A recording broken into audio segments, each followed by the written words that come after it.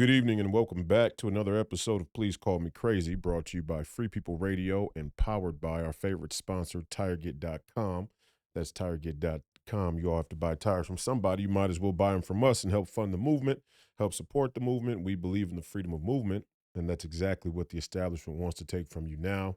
I am your host, Royce White, here in the belly of the beast, Minneapolis, Minnesota, for episode number 87. Episode number 87. A little bit of housekeeping on the front end here. We would like to thank our sponsor. Well, first of all, I'd like to thank War Room, the entire War Room posse, Steve Bannon, Maureen Bannon, Grace Chong, for continuing to stream the podcast live on Getter's War Room page, on War Room's Getter page, as well as Rumble, War Room's Rumble page now, I believe. Last night's episode on War Room's Rumble page did 90,000 views. One of the most viewed episodes of Please Call Me Crazy so far. So we're very happy about that, and we're very appreciative of the entire War Room crew and the entire War Room posse out there for making that possible. Thank you. Special announcement, I'm going to be doing InfoWars live from 4 to 6 p.m. Central on Sunday. So if you're not busy on Sunday and you want to hear me go into the deep end of the pool, no better time than to tune into InfoWars live from 4 p.m. to 6 p.m. Central on Sunday, late afternoon, early evening. I also like to thank two of our advertisers, one being MyBookie.com. If you like to bet on games and other things like that, go to MyBookie.com and enter promo code Royce, and you'll get a free bonus to start your MyBookie.com experience, as well as experience, however you like it, as well as ghostbed.com, servicing all your sleep needs. If you're in the market for a new mattress or sheets, things of that nature, you can go to ghostbed.com, enter promo code Royce, and receive a discount. We are available on all major audio platforms, that being Apple, Amazon, Google Play, and Spotify, as well as Rumble. You can catch us on Rumble. I already gave a shout out and a thank you to War Room. You can find us on War Room's Getter page. You can find us on War Room's Rumble page as well. You can also find us on Band.video. We are now, I think, completely up to date on our Band.video page. So everything that we're doing on YouTube is being backed up by our good friends over at War Room and our good friends over at InfoWars. And we're very appreciative of that because, we get tons of views on it on Band.video. We get big views on War Room. For some reason, I think the YouTube algorithm is trying to suppress us a little bit. We're going to try and fight that as best we can. We've set the podcast up now so that I can film and produce myself, which will allow and free up some of our help here in the studio to work specifically on clips, which in this TikTokification of the internet has been proven the surefire way to help generate views and traffic and expand your audience. So we're working on that diligently so that YouTube has a much tougher time trying to suppress us. However, in the event that YouTube does completely censor the channel, we will not stop fighting on the platforms that have been taken over by radical communists and tech oligarchs, tech tyrants. We're going to continue to try and get more YouTube channels up and running with a variety of podcasts that are coming. Myself and AJ Barker, the Last Renaissance podcast, myself and the great Professor Penn, who will be on tomorrow evening for our family and friends episode. His podcast, his and I have a podcast coming called Hebrews, and I'm sure you're going to enjoy that. The great Professor Penn and I have some very deep spiritual, philosophical, and political conversations, one of which you'll get to listen to tomorrow night for the family and friends episode. I thought it was a bombshell. He and I talked about some very taboo topics, and because of our heritage and culture, ethnicity, skin color, we'll see how YouTube plays it. The reality is the left, the liberal left, the Marxist, the radical Marxist and identity politics brigade will show themselves, particularly around the issues of censoring people from groups who they claim to protect. And me and Professor Penn talked about that in depth. So you can tune into that tomorrow night. We also talked about Russia and Ukraine. So you can tune into that as well if you want to get some insight into that from a person who um, comes from the Ukraine himself.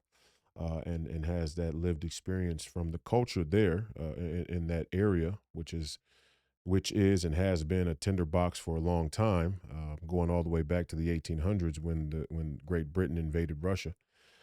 So that and much more tomorrow. Enough with the housekeeping.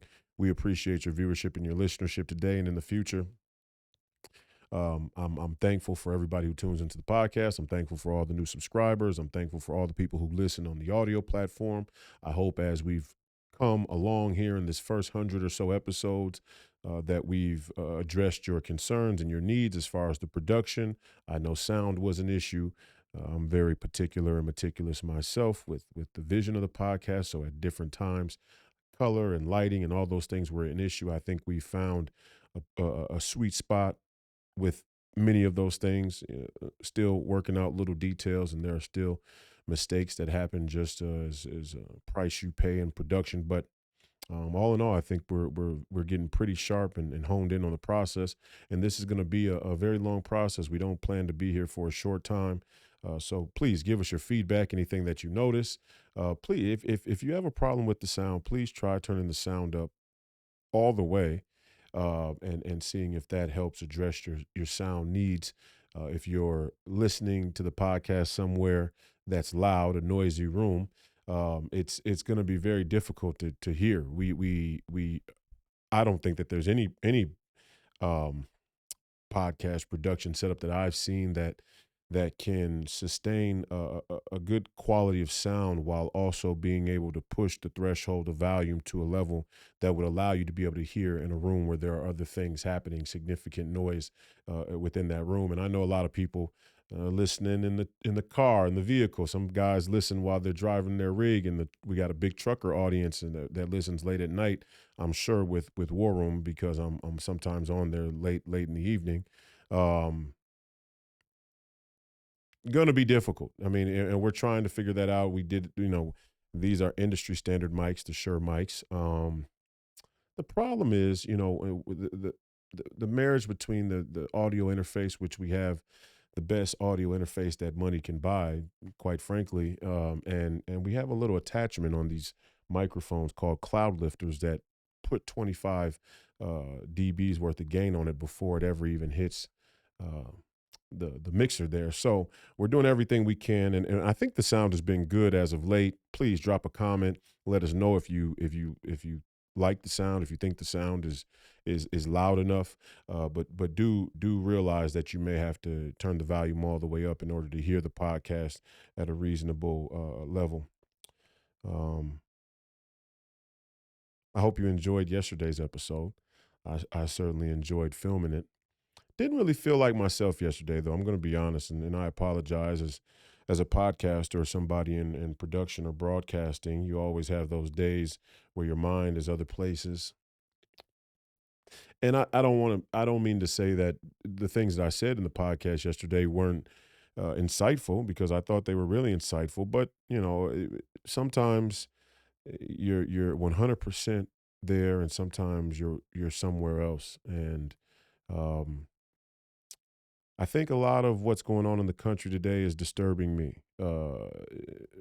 throughout the day, especially when I get into this podcast form, because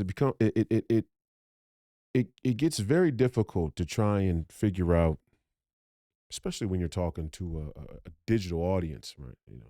You guys aren't actually here with me. You're here in the online, but you're not here with me. So I'm talking to myself, and I'm talking in my own thoughts, in my own head, in front of you. And I think there's something very genuine and valuable and fruitful to that. And I appreciate the growth of the audience, and all of that is great, and I plan on continuing to do that. So I'm not troubled by it, but it is difficult to try to understand what it will take, what it, what it should take for the American people to become, um, as alarmed as I am.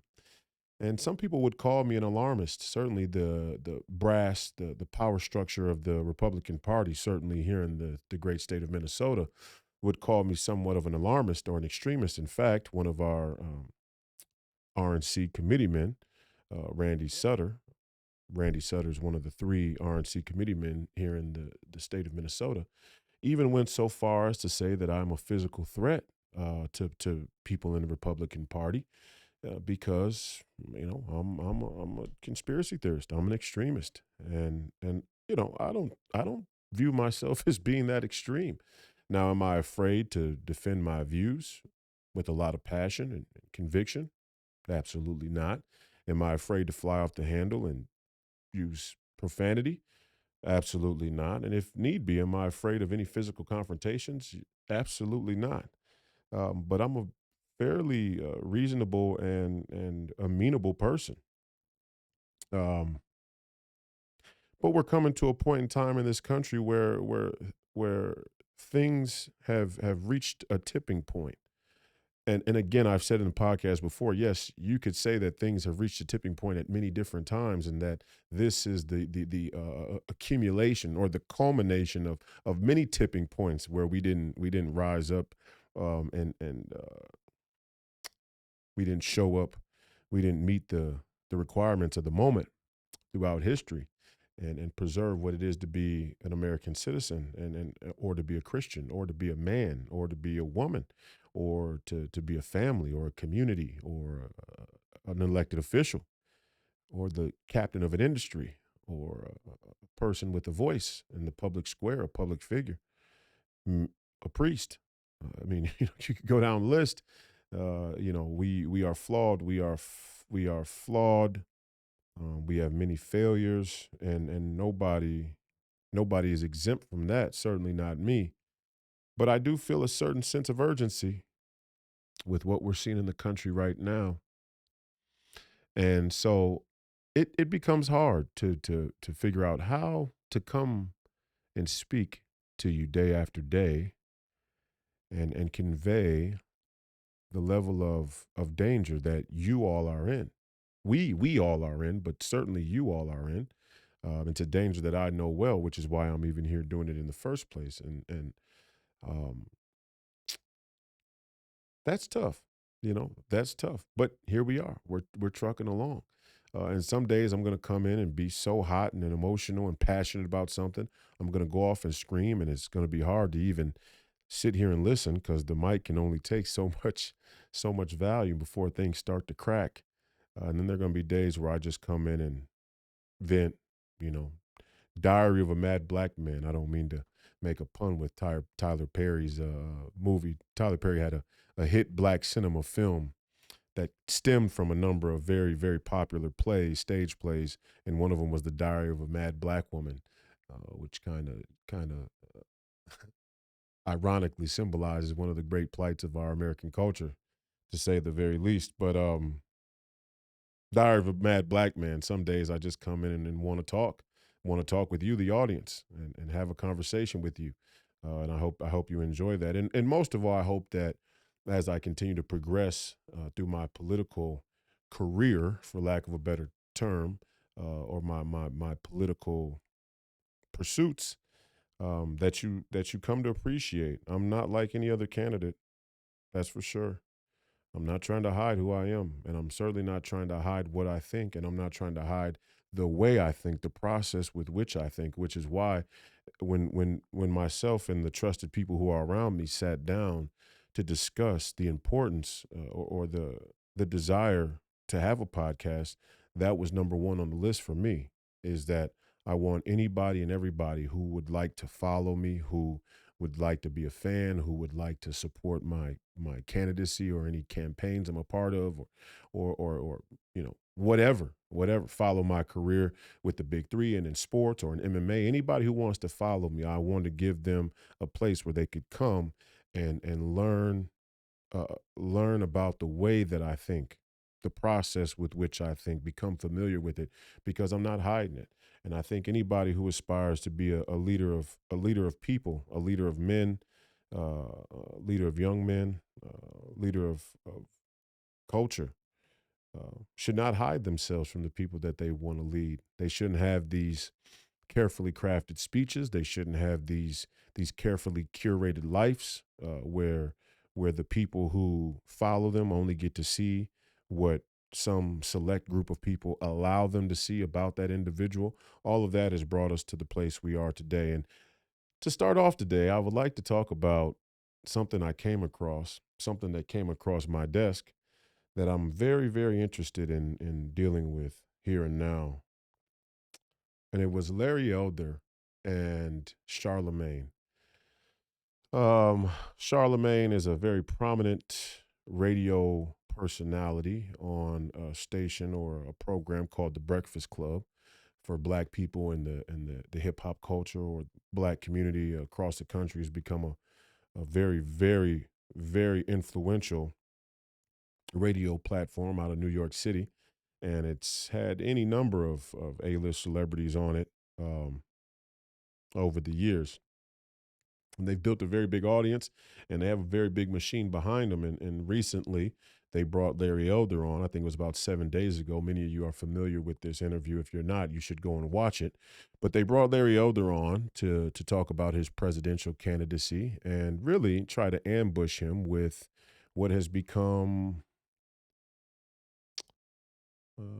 sort of go-to move for the mainstream media industrial complex and their liberal ideology is to get black people who are radically incompetent when it comes to philosophical, spiritual, and political issues, or dialogue, and ambush black conservatives with gotcha questions. And I got to say honestly, I am in no way the biggest Larry Elder fan. Now, I respect Larry Elder's career. I respect the work that he's done. I respect his intelligence in the most general sense. And I certainly respect him for going into the belly of the beast and presenting the facts as they are. And I think he did an incredible job in doing that on the Breakfast Club. It was hard to watch. It was hard to watch three people, three different hosts. Charlemagne, DJ Envy, who is another mainstay of the Breakfast Club, and some woman who they had you know questioning over Skype. It was tough to watch. She was particularly tough to watch, and any of you who have seen the interview or when you go back and see the interview, I'm sure you're going to understand right away why she was tough to watch. But um, I do want people to realize that that mentality is it's funny. Well, first let me start with this. I'll circle back to that, but first let me start here.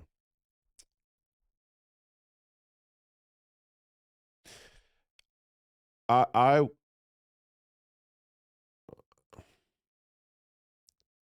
I wish I could have been there with Larry Elder. Let me say that. I wish I could have been there because this entire cultural narrative that has come to dominate American politics and the divide between your average Democrat and Republican voter is driven by race. And so it's right for Larry Elder to identify race and talk about some of the myths, some of the propaganda around race here in America, both now and historically. And it's why Steve Bannon has done a great job, an incredible job of evangelizing, for lack of a better term, black and Hispanic men with with populism and even more so nationalism and what it means. How it is meaningful to them. Um, the race thing for all of you out there who think this isn't important, it's very important. I mean, it is the cornerstone of the post World War II democratic liberal order. It is the cornerstone of the globalist narrative. It is the cornerstone of the movement towards a China centric fourth industrial revolution. It is the cornerstone of uniparty politics.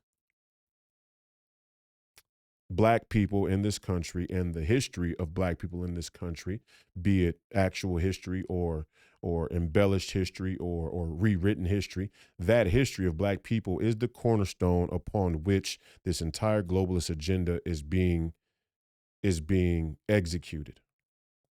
And I wish I had been there with Larry Elder, because when it comes to American politics, let's just take politics for example.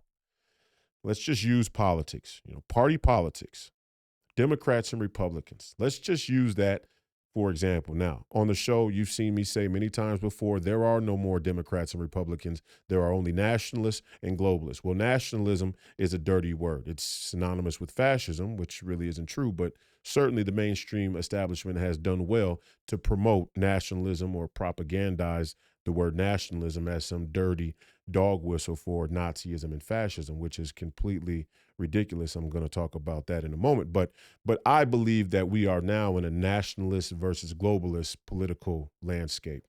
However, any number of political ideologies, any number of political viewpoints are still represented in large part by the dichotomy of Republicans and Democrats. Fine. Okay, let's take that dichotomy. Let's take party politics.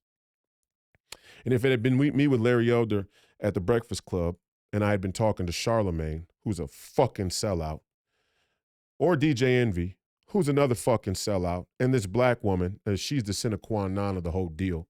Not her specifically, not her personally, but the archetype that she represents is the sine qua non of the whole fucking mainstream media industrial complex and neoliberal, neocon, Marxist identity politics, globalist, metropolitan, omnisexual, aristocratic, technocratic scam. She is the railhead of New World Order. Angry, bitter, arrogant, loudmouth black women. Okay. And not all of you are like that. But where some of you aren't like that, you're certainly letting women like this represent you. And where you black conservative women do exist, we appreciate you. We thank you, and we pray for your emergence, and we pray for your ministry to reach far and wide. But we don't want a fake conservative ministry. We need that real shit. And sometimes it's hard for black conservative women to bring that real shit. And I understand. I get it. I get it, Candace. I understand the fight. I understand the line you're trying to walk, the line you have to toe. But there is no more towing of the line. People are just going to tell the truth, raw and unabashed, or we're going to lose. And we're going to lose this country, and we're going to lose our freedom, and we're going to lose our citizenship, and we're going to lose any shot at having a future. If I had been there with Larry Elder, I would have made this party politics thing very, very, very clear. Very simple. Let's take the black out of it. Let's take systemic racism out of it. Let's take the history out of it. Let's take Lyndon B. Johnson and the Civil Rights Act out of it. Let's take whether or not Martin Luther King was Republican or Democrat out of it. Let's take the party switch lie out of it. Let's take the fact that the Democrats were, in truth, the party of Jim Crow and the KKK and segregation and so on and so forth. Let's take the welfare. Let's take everything out of it. All of the stuff that's become baked in to the conversation about party politics that boils down to an argument about race in this country, amongst other things, but primarily race. Because black people are the tip of the spear upon which every other grievance and identity politics groups gets to line up behind, right? They get to say, well, you see what you did to black people? It's not much different than what you did to women. It's not much different than what you're doing to gays and lesbians. It's not much different than what you're doing to transgenders. It's not much different than what you're doing to any variant, variable demographic they choose. It is the tip of the spear race, whether you all like it or not. And let's get clear about it. I want to try and equip conservatives to speak to black people, to go and minister to black people so that we can take this country back, so that when 2024 comes, they will not be able to steal an election in Georgia and justify it on the backs of unwitting black voters. And even if they do steal, even if they do rig the election, even if they find 200,000 votes in the greater Atlanta area, when the clock strikes 12, spiritually, the American people, the American citizens, and specifically the black citizens that live in that place will walk away from that election understanding that they were cheated, that they were misrepresented, that they were lied on, and that they were lied to. That should be a focus. That should be a priority. And I want to try and equip you. And this is Larry Elder as well. I'm actually going to send this to Larry. And again, I thought he did a great job. But Larry has spent a lifetime combating puppets, liberal puppets who come with the same variety of talking points. And so his instinct is to, in a very meticulous and fact-based fashion, bat down each individual talking point when really we should go right to the basics. And the basics are this, in my opinion. What is the purpose of civic duty?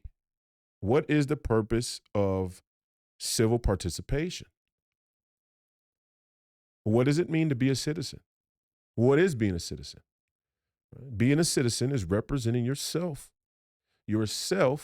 in the process with which policy, legislation, and any number of other things, and any given community, your community as a small part of a broader community, like a state or a nation, representing yourself in the policy decisions that are made. First and foremost, to protect very, very essential and basic rights, very basic, elements of citizenship. In America, there are certain things that we value as being citizens, or there are certain things that were written out for us that we should value in being a citizen.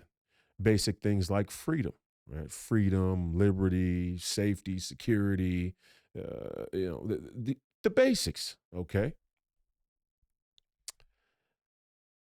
The sum total of those basics, the sum total of those basics could be referred to as the value of your citizenship. The value of your citizenship. Your citizenship, every last one of you out there is a citizen. And as a citizen, that citizenship has a value to it. There are two parties. There is one party that, by definition, from a policy standpoint, is devaluing your citizenship.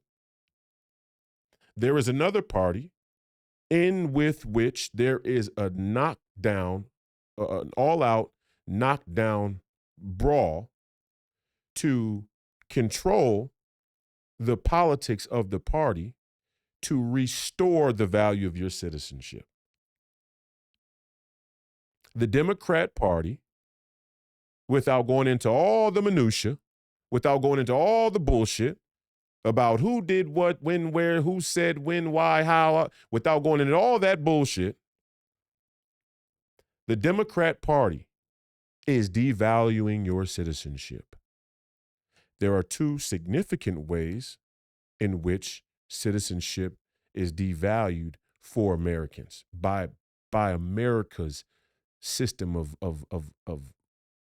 beliefs, core ideas. The Democrats are devaluing your citizenship by letting countless numbers of illegal immigrants, non-citizens, come into the country. And in conjunction with that, you could also say using the American populace or the American tax money to ship the value of your citizenship to other countries and their citizens, vis-a-vis China, right? That's one example. That's the big example. Shipping the value of your citizenship to China. Okay, so those two go hand in hand. Giving away the value of your citizenship to other countries and their citizens in pursuit of this idea of global citizenship. That has never been constituted. That has never really been written out. That has no real way with which you can measure it. It has no real concrete metrics to gauge, to judge, to be able to account for. The global citizenship is a fugazi. It doesn't exist. Could it exist? Sure. They certainly want it to exist. Should it exist? I don't think so. I don't think that there's any group of people in human history that have shown they have the competence and the moral fortitude or the moral intelligence or the spiritual intelligence to try and govern such a big place under one rule. I certainly don't think so. But hey, you may think differently than I do. So that's one way they're devaluing your citizenship. The other basic way they are devaluing your citizenship is the infinite expansion of the government itself. And this is what Larry, in my opinion, failed to drive home early on in the interview. And I watched it. I paned through it, and I thought he did a great job. I said that already. But I thought what he failed to call out Charlemagne and DJ Envy and the black lady who couldn't keep her fucking mouth closed. What he failed to drive home to them is that American citizenship fundamentally is based on a small government. It's based on your rights being protected, by a certain level of autonomy that each individual citizen has with respect to the federal government. And most of all, the sheer size of the federal government and the scope of its authority. That is supposed to be a baked-in piece of your citizenship and the value of your citizenship. There is one party that is unabashedly in favor of the infinite expansion of government, of the federal government. Right there. Right there. We don't need to talk about anything else. Your citizenship has a value. The Democrat Party seeks to undermine the value of your citizenship through the infinite expansion of government. Now, how they want to promote that, how they want to propagandize that, how they want to fence that expansion is that expansion will be a net positive for you. That your wealth will grow, that your health will grow, that your people will be protected, that your communities will grow, that they will have better roads, and they'll have better health and safety codes, and they'll have prettier, more artistically inclusive gardens for all the little pretty black kids to come and play. But really, all they've ever proven is that the expansion of the federal government results in you going into fucking debt. That the infinite expansion of the federal government is equivalent to the rise of a debt society and the rise of slavery, wage slavery that turns you and your kids' kids, your unborn great grandkids into serfs and slaves. And they continuously try to pin Larry Elder in a corner where they talked about the system. And the one problem that I have with the one problem that I have with Larry's response, the one problem that I have with the black conservatives that fall into the Larry Elder category, this sort of pick yourself up by your bootstraps black conservative, which is a fair and reasonable prescription for anybody, right? If I'm a basketball player, for example, and I'm on a team or I'm in a game and I have all these excuses as to why we're losing the game, the first thing I should probably do is ask myself exactly what Larry Elder said. What could I have done different, right? Before I go on to place too much blame on the system around me or the people around me or the circumstance around me, what could I have done different? So I understand the prescription. I get it. And it's a reasonable one. The problem with it is, and the problem with Larry Elder or people like Larry Elder going into these debates with these three jackals, right, is that they rightfully identify that there is something corrupt going on with the system. They wrongfully place the majority of what's going on as being a racist animus, a racial oppression, a racially driven, corruption. And yeah, there is racism, but the corruption isn't really racism. And I think, and again, I love to have Larry Elder on the show, and he and I can talk about this in great depth. I think it'd be a great conversation. In fact, right here, right now, I'd like to invite Larry Elder onto the podcast, and we're happy to promote his presidential run. I really appreciate that he stopped them mid-show and clarified, I'm not running against Donald Trump. I'm running to talk about the issues that I'm talking about. I'm not running against Donald Trump. And I do think that the system, the two-tier justice system, is being unfair against him. Huge tip of the hat to Larry Elder for having that level of sacred honor in this new in this new election cycle, because he's a political opponent. And everybody would sort of understand if he just went at Donald Trump's throat or anybody's throat. That's kind of become the norm of our political landscape, especially during election season. So he showed some sacred honor there, and I appreciate that. Want to invite him on the show. But the one problem that the pick yourself up by your bootstraps black conservative have is that the system is very guilty. The system does have great indictment that should rightfully come down against it, specifically from the citizens. The question is, what parts of the system? What should we indict? And so when when the woman kept saying the system, the system, the system, when Charlemagne says the system, the system, the system, they use the system as this baseline way to say something is wrong, and then they tried to buttress it by saying the thing that's wrong is racism. And the tip of the spear of racism is Donald Trump and his supporters. But there is only one movement within one of the two parties that is actively fighting every day all across this country to restore the value of American citizenship. That is the MAGA movement. That is Donald J. Trump. Make no mistake about it. There's not a question. It's not a debate. There is only one movement. There is only one political movement in the country right now within one of the two parties that is actively trying to restore the value of our citizenship. And that is the MAGA movement. How are we doing it? How have we done it? How has the Larry Elders of the world done it? Yeah, we can tell black people, look within first. Malcolm X would agree with that, by the way. A lot of these black liberals, they act like they like Malcolm X. They like to quote him, but really they quote him out of context because Malcolm and the Nation of Islam have always emphasized that the real issue with Black America is Black America. It's ourselves. It's our inability to love one another in a communal way, to actualize a black community. I mean, in order to be a black community, you have to share something other than an area code or the proximity of a given neighborhood with streets and street lights and yards and lawns and houses and buildings and projects and freeways and hospitals. In order to be a community, you have to share values.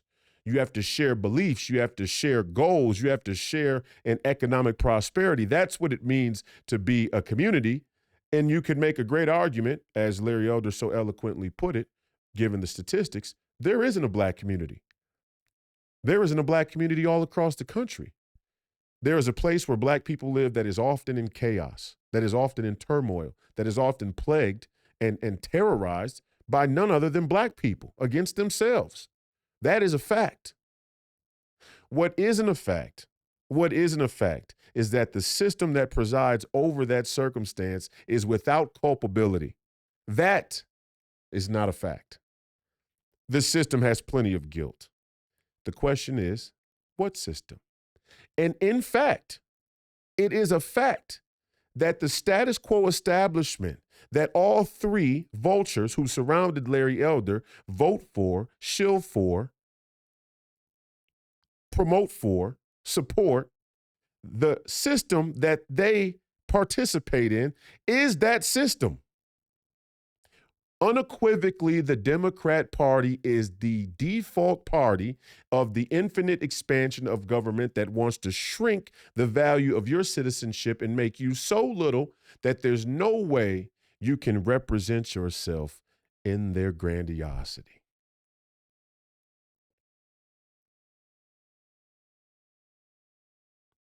In review, there's only one party.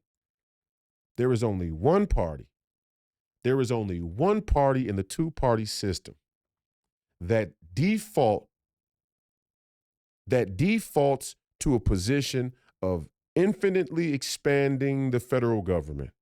The expansion of the federal government, the infinite expansion of the federal government is categorically a devaluing of your citizenship. It was never meant for the federal government to be this big. It was never meant for the federal government to have this much authority in your life. It was never meant for the federal government to decide how much money you should be able to make with this or through this unconstitutional taxation. It was never meant for the federal government to be able to take out money, fake money, print fake money on the back of the working class in America to fund the political and geopolitical pipe dreams of a few political elites. That was never supposed to be the way that this country functioned. And Charlemagne knows better, number one. You're either dumb, you're either ignorant, or you're in on it. Charlemagne doesn't strike me as ignorant. DJ Envy, here nor there, coming and going. Probably doesn't know what the fuck is even going on. The black woman, though, who continued to interrupt Larry Elder, she knows exactly what's going on.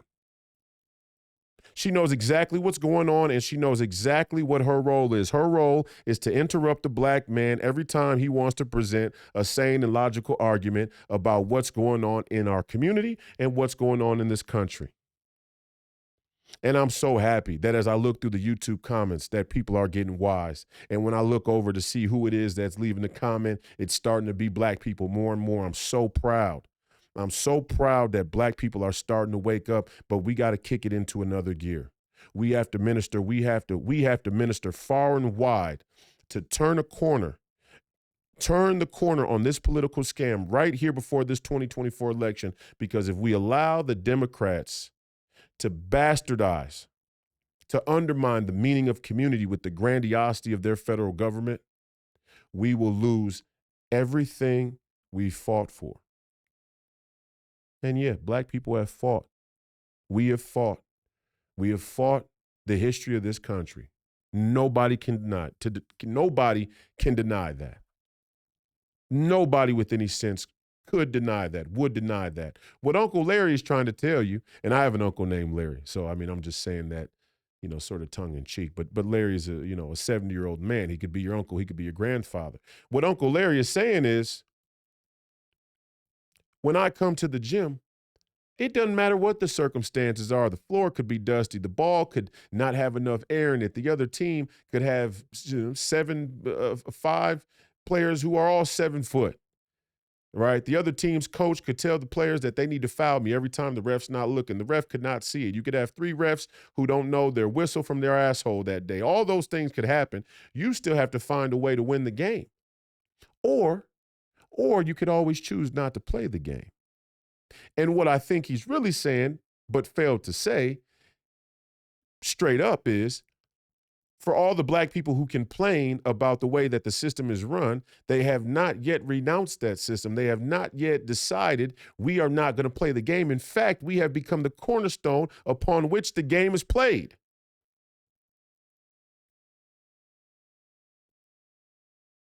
This is why the great Steve Bannon came to get a hitter like me. Because he knows I knows, but more importantly, he knows I can articulate it. And when I start to make my rounds in this Senate campaign, you will watch people like the Breakfast Club and all these other prominent black media outlets run for the fucking hill, because they know as well that I know exactly what the fuck they're doing. I know exactly what their marching orders were, and I know exactly what they're meant to accomplish. They are meant to distract the conversation, distract a very important, an essential conversation about the system that they so conveniently serve with this superficial discussion about race and racism and reparations and whatever else. It's a distraction. It's a distraction. What system are you talking about? Systemic racism. Well, what system? Who are the biggest systems in this country? Who are the biggest, it is, oh, well, white supremacy runs all of what do black people run? What do black people own? It's your choice not to own. It's your choice not to own. I remember when Dame Dash came on The Breakfast Club and told DJ Envy that he and Charlemagne and Angela Yee should start their own radio station, and they're still fucking working there at The Breakfast Club. 5 years later, 6 years later, I don't know when the Dame Dash interview was, but 6 years later, they're still working at the fucking radio station that a white man owns.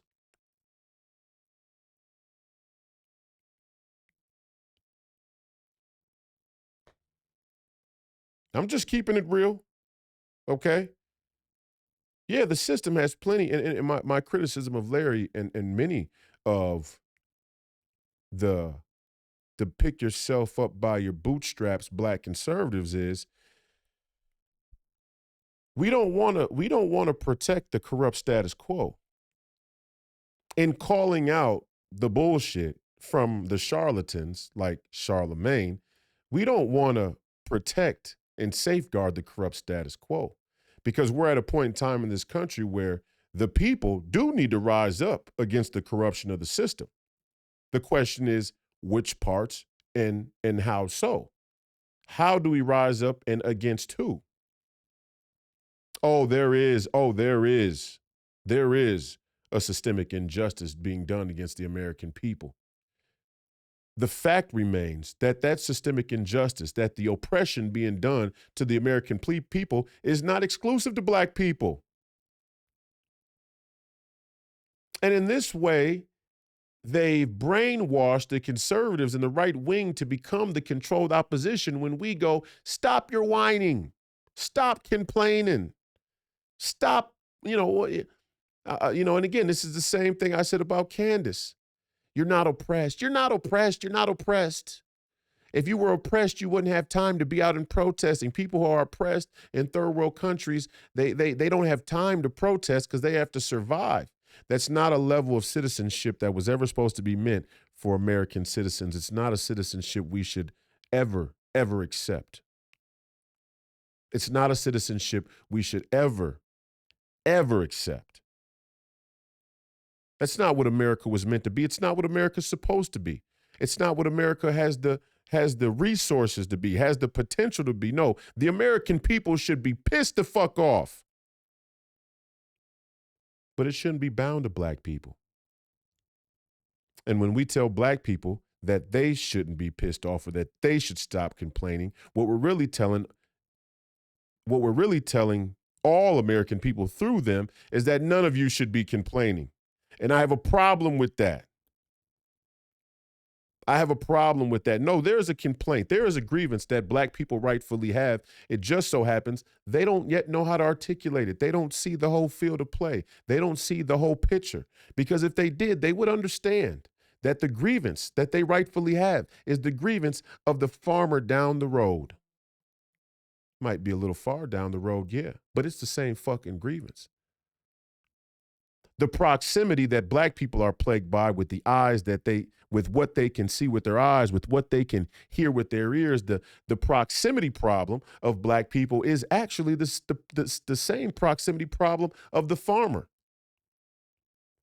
And in that lack of proximity, in that space that exists between the young black man from the inner city and the young white man on the farm out in rural America, in between that space is exactly where they mean to deceive you. And when our leaders fail to speak truthfully into that area, into that space between those two groups of people, we are giving the country away to China. We are giving the country away to Davos. We are giving the country away to the Uniparty. We have given the country away to those people. And I'm sick of it. And I think Larry did a great job. But don't ever say that there's not a systemic problem in this country. There's a big fucking systemic problem in this country. And there are about 12 places where people should start. There are about 12 buildings, 12 very exclusive buildings in this country where people should be protesting every single fucking day. The United States Federal Reserve. The United States Federal Reserve is the single greatest economic Ponzi scheme ever waged upon a populace of people in human history. It's the most advanced economic Ponzi scheme, I should say. Because the only one greater is outright slavery. I can dominate you, so you're going to work for free. And that's slavery of all sorts, any race, any time in any period throughout history. All manners of racism. The great globalist business model, drugs, piracy, and slavery. The next step up from that, the evolution of that, is what the Federal Reserve and the central banking cartel has waged against working class people all across the world. And they've gotten our leaders, who are greedy, who are weak, who are cowardly, who are easy to buy, who are cheap to buy. They've gotten our leaders to betray and sell the citizenship of each and every individual in their respective jurisdiction, in their respective constituency, in their respective city, state, in this nation, out to the spirit of radical materialism. The spirit of radical materialism. That is the systemic corruption that's taking place, using the spirit of radical materialism to bastardize the value of genuine American citizenship, which is a representation of a faith in God. To say that each man, each woman, each child was created in the image and likeness of God. And therefore, each living person has inalienable rights granted to them by that creator.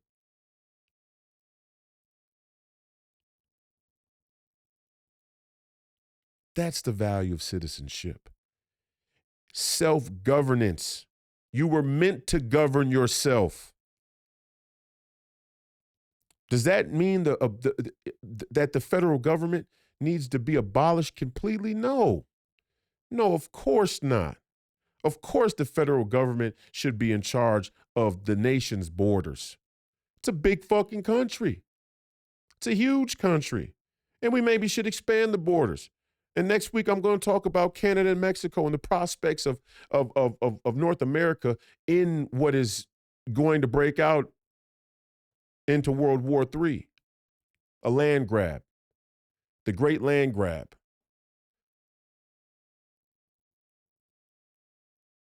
The great land grab of the 21st century. We're going to talk about what America should look like. But regardless, I don't care where we push our border to. The government, the federal government's authority should be limited to protecting those borders. It's funny, it's ironic that the Democrat Party has done the exact opposite.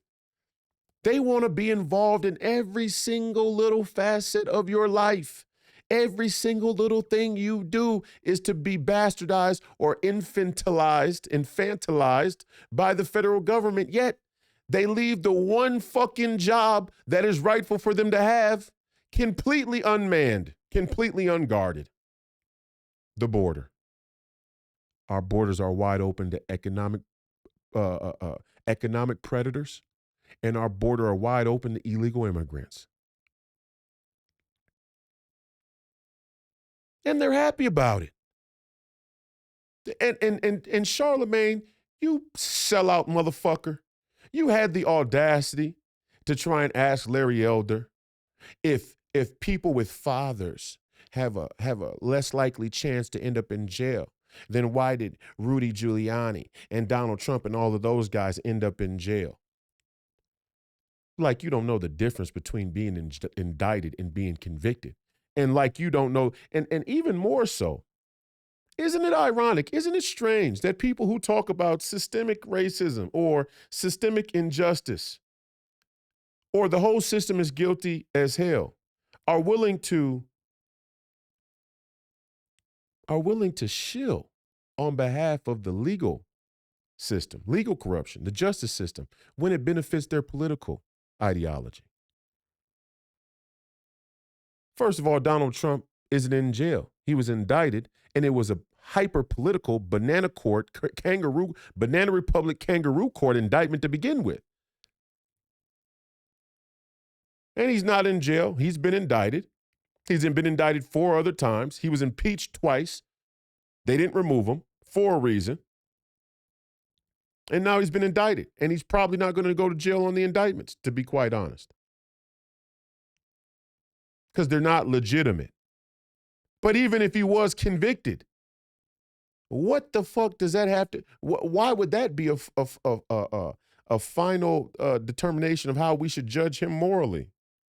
As though to say the justice system is something we should trust in. We don't trust the justice system over here in the MAGA movement, Charlemagne. We don't distrust the justice system when it benefits us, when it benefits or caters to or helps prove a point of our political ideology and agenda. We just don't trust the justice system. We just don't trust the federal government, which is why we want to shrink the federal government. A federal government that you and your political friends and your crony overlords would like to expand. And when they expand the federal government, it won't just be the Donald Trumps and Rudy Giulianis that they come after. And we all in the MAGA movement understand that as well. Something you should take note of. Because there's no shortage of people over there on the Democrat side that have come into the crosshairs of this type of tyranny.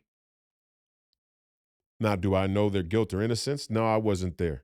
But when I look at what happened to Cuomo, or when I look at what happened to Don Lemon, or when I look at what happened to Al Franken, or when I look at what happened to any number of people on the Democrat side who fell victim to grievance politics, let's call it. But your boy Jeffrey Toobin, he's back on TV. Jerk off of the week. Yes, look, right here, right now, jerk off of the week goes to Jeffrey Toobin. The man who pulled his cock out and started whacking off right there on a Zoom meeting, right? Right there on his webcam. I didn't realize the camera was still on. Jerk off society. These are your boys. These are your people. And then see, what's funny is the Charlemagnes will try and tell you, hey, we're not all together over here on this side. No, universally, the Democrats vote in the direction of infinite expansion when it comes to federal government. And if you go all the way to the baseline of the political formation of the Democrat Party, that is the linchpin of the political movement. That is the linchpin of your politics, the ever expansion of the federal government. I'm not going to get into some bullshit back and forth about all these little sophistry style arguments. Let's go right to the basics, right down to the ground level. All your sails point in one direction, expanding the federal government. And that's what the fuck you plan to do.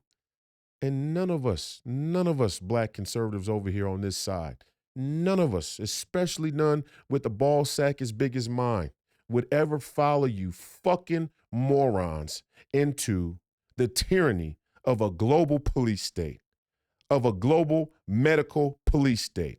Go fuck yourself, Charlemagne. I don't give a fuck how big a radio station they give you, how big of an audience they give you, how many fucking rappers they run in to let you interview, how many fucking politicians they run in there to let you interview, how many fucking radio stations they put you on all around the country. I could give a flying fuck.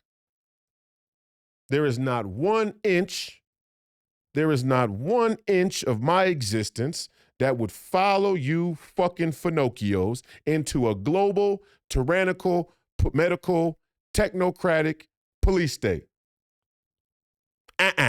Not going to happen. And I'm standing on that.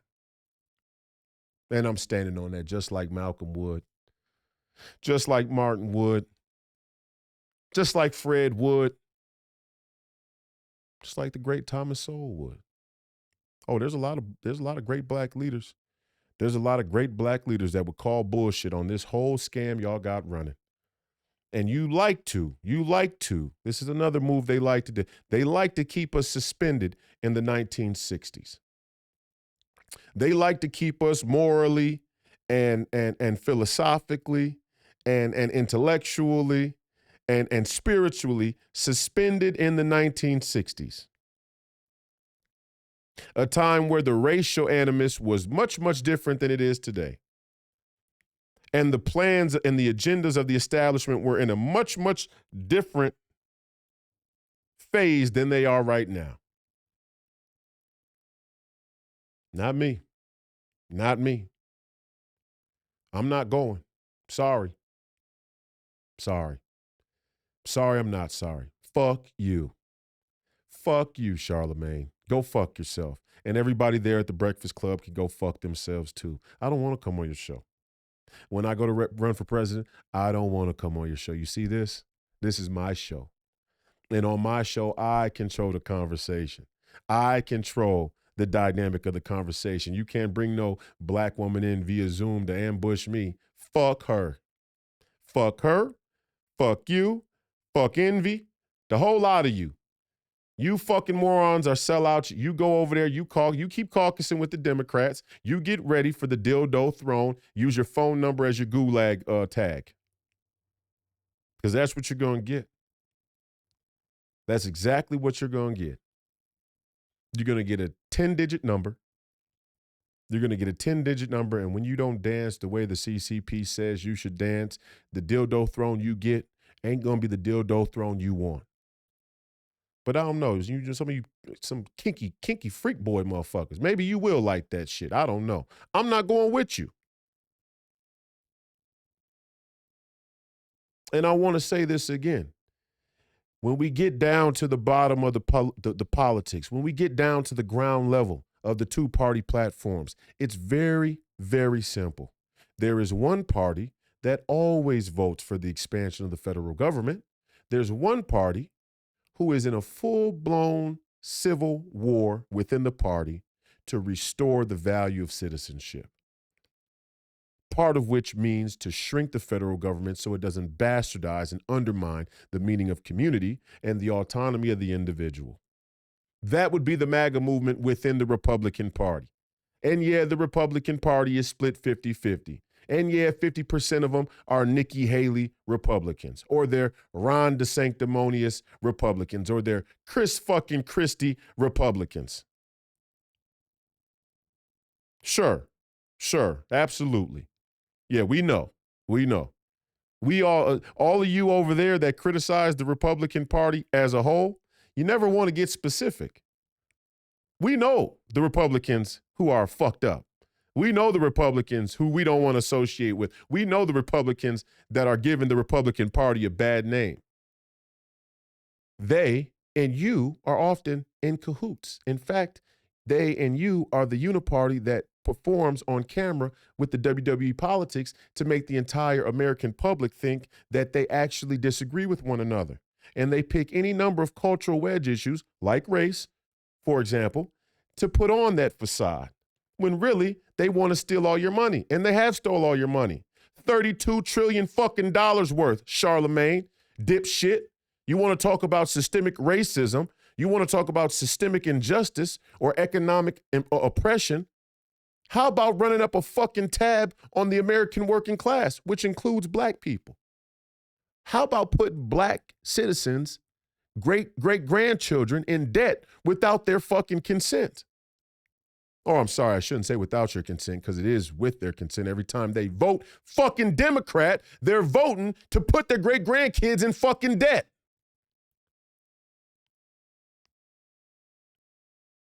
That's what Larry Elder's saying. That's what Larry's saying. He's just saying it in a much nicer way. Because another part of the pull yourself up by your bootstrap conservative movement is this thin veil of civility. It's a thin veil of civility that us younger, smash mouth populist Republicans don't have time for. Now, I'd love to have a very respectful and intellectual conversation with Larry Elder on my podcast, where I can control the terms of engagement and he and I can talk intellectually. But when I come into the belly of the beast on a place like the Breakfast Club, it's no holds bar. It's no holds fucking bar, which is why they won't invite me. And it's cool. Don't invite me, please. Don't invite me because you're in for a rude awakening. Me, I don't play by the same rules. I don't play by the same rules, and the young smash mouth populist movement in this country that is MAGA, that is nationalist, that believes in having a country with borders, that believes in citizenship and the value of our citizenship, that young movement ain't playing by the same rules. Sorry. We're not going to sit here and play by the rules when you let George Soros fund district attorney campaigns to take over this country's legal system through lawfare. We're not going to play by those rules. You can go fuck yourself. The profanity, the thin veil of civility that the 501c3 Christians have become so accustomed to, they can go fuck themselves too. I'll smack you down and I'll deal with them later. I'll smack the taste out of your mouth and I'll let them sit over on the sidelines and whine about it and grope about it, and I'll explain to them later why I had to do it. That's where we are in this country. That's where you've pushed us to. The farce of it. The farce of it that the Democrat Party could in any way claim to be a party of the people. You're not a party of the people. You're a party of the government. It's very, very simple. The more money you give the federal government, the more power you give the federal government, the more lenient you give the federal government to expand the tax, the more power you give the federal government to tell you when, where, why, how you can live.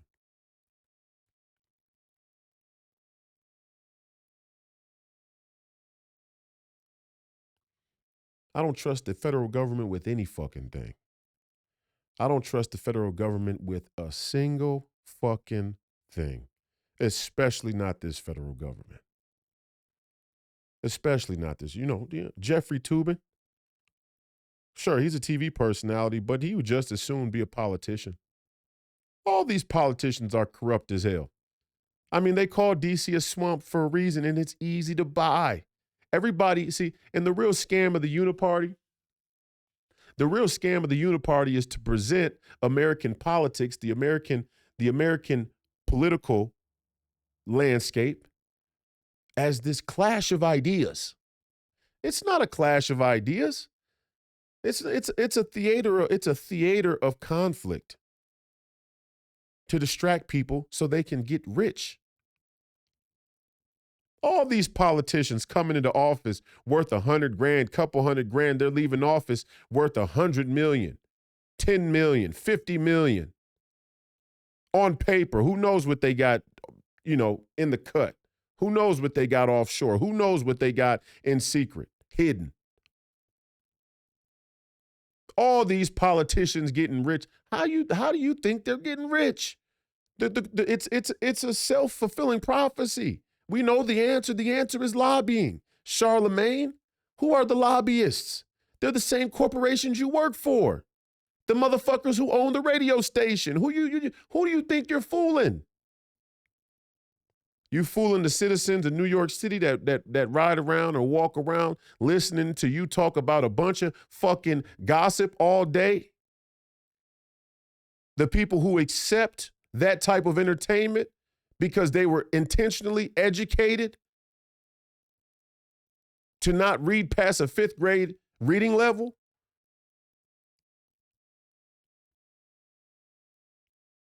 A symptom of Democrat politics or the Democrat authority over the education system all throughout the country, and they have had that authority? Why is it that black people accept that form of entertainment? Why is it that entertains us? I thought it was very entertaining to see Damon Dash come on there and slap you fucking morons around. In fact, I think that was the most entertaining Breakfast Club show I've ever seen. And I've seen a few of them. And yeah, we tune in.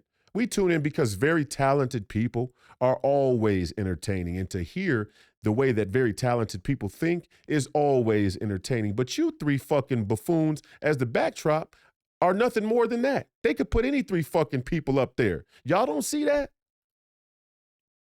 You could take any three fucking people and bring Kanye West in to interview him, and everybody's going to tune in. It's the shit y'all say in between that pays dividends for the masters of the system. It's the shit y'all say in between the Kanye West that pays dividends for the injustice, that pays dividends for the corruption. It's the shit y'all say in between that pays dividends for the Federal Reserve. It's the shit y'all say in between that pays dividends for the DC swamp. It's the shit y'all say in between that pays dividends for the globalist agenda. So yeah, we'll tune in. We'll tune in to hear Mike Tyson talk about being Mike Tyson.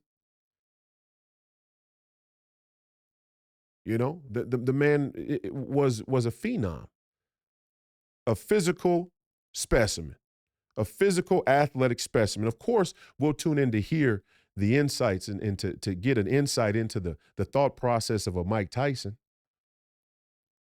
Or whoever, pick one. Pick somebody. It doesn't matter. If I had an access to an infinite amount of A-list black celebrities, I'd have a big radio show too. That doesn't make you credible. That success is manufactured. The same people who run the radio station are the same people who make money off of how many people are interested in what a Kanye West has to say. That's what Kanye West went off about, and y'all wanted to act like he was lying. Tomorrow, myself and Professor Penn, who is a Jew himself, talk a little bit about the anti-Jews. You'll enjoy that. So there is a scam being run here. And it's not a Jewish scam. It's not a black scam. It's not a white scam. It's not a Chinese scam. It's not a Russian scam. It's not even a communist or capitalist scam.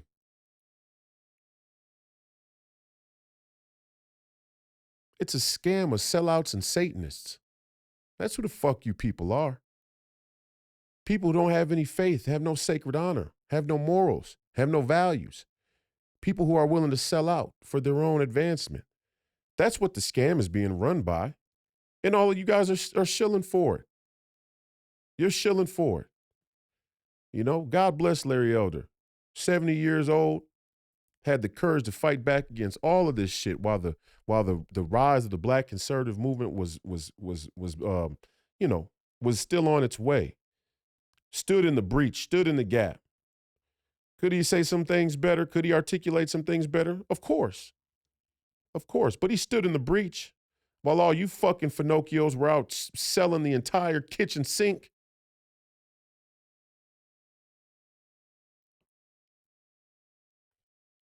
And black women, I can't believe you let people like this woman represent you.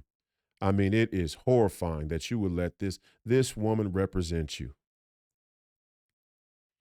What that black woman tried to do to Larry Elder, and the ironic part about it is Larry Elder talked about the problem, you know, the issue of fatherless homes.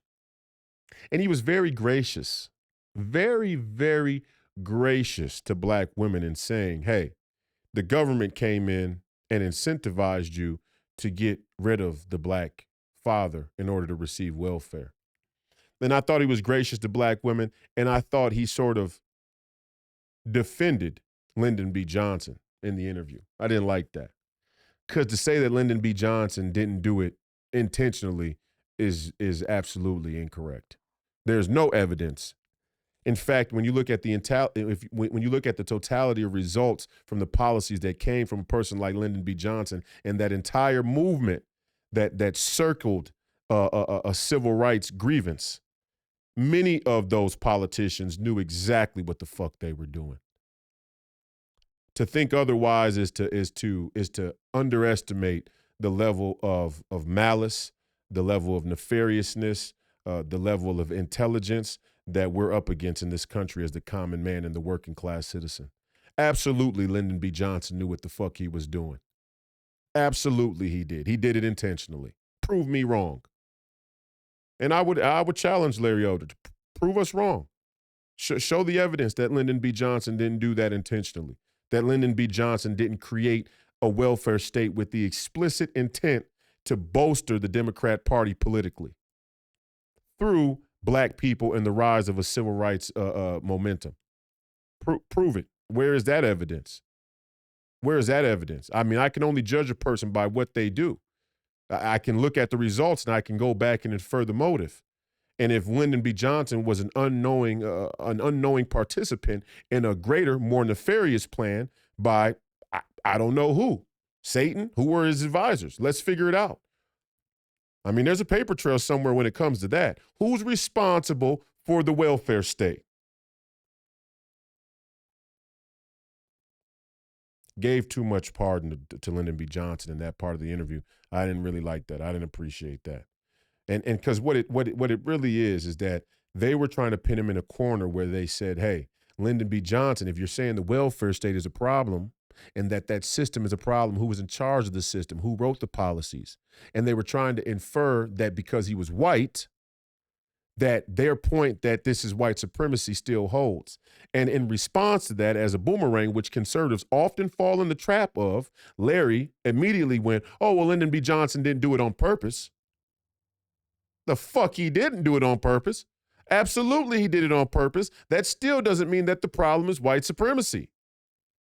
Because in that specific example, the black woman, same as the one who was trying to cut Larry Elder off, had to sign the dotted fucking line. And it's the same as all of you right-wing conservatives who want to talk the Jews, when you're talking about financing or banking or lawyers or whatever these key industries are, media. If you all didn't sign the deal, if you all didn't participate, if you didn't pay your money in, then the scam wouldn't work. So you're just as culpable as they are. The people who sign the deal, the people who participate in the deal, the people who participate in the scam are just as culpable as the people who propose the scam, the people who propose the deal, the people who hand you the pen to sign the dotted line. You're responsible too.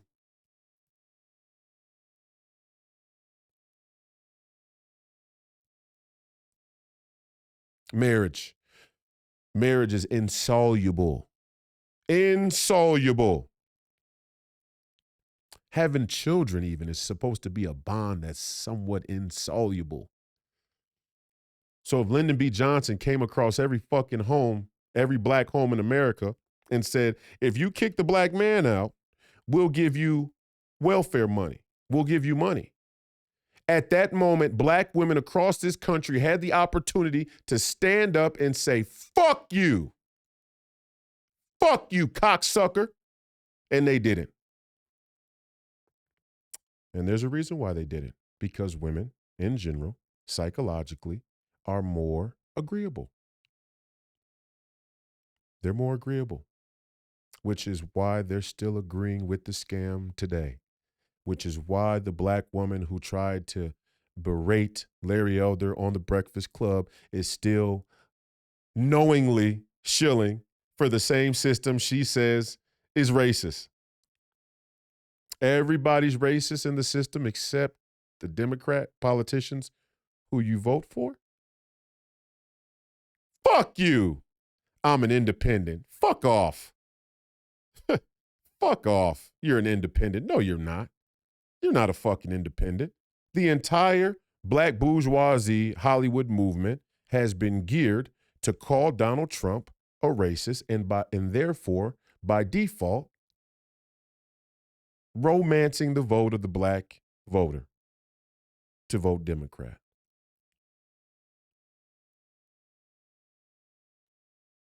And my point about Larry is that it's ironic he talked about fatherless homes And he was very gracious not to point out the fact that the woman on the screen behind him is actually one of the catalysts of fatherless homes in America. That's the part, that's the rough part that nobody wants to have to say, okay? I'll say it because I come from the black community like that. I know that the story that black men are just, that black men are just irresponsible, okay? I've heard Republican women in the Republican Party here in Minnesota try and justify abortion on the cultural narrative that black men just fuck these women and leave them. They're pro-abortion because black men are doing too much fucking and leaving their kids.